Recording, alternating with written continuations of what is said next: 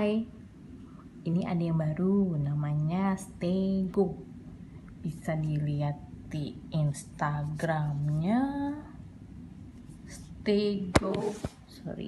stego.id. Facebook juga bisa, WA-nya juga ada.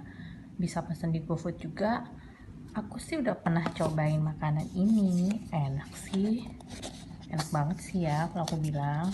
Dan ini packagingnya baru. Kita buka isinya.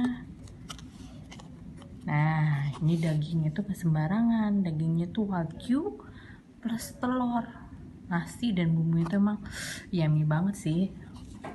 Terus ada kayak bungkus gini.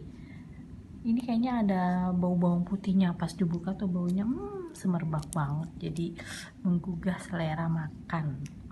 Ini sih kayaknya cuma tinggal dituang aja kayak begini.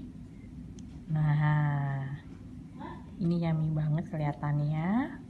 Ini juga kayaknya ada rasanya. Rasanya tuh kayak agak pedes-pedes gitu. Jadi kayaknya kamu mesti cobain deh. Oke? Bisa order Gojek juga di Stego. See you.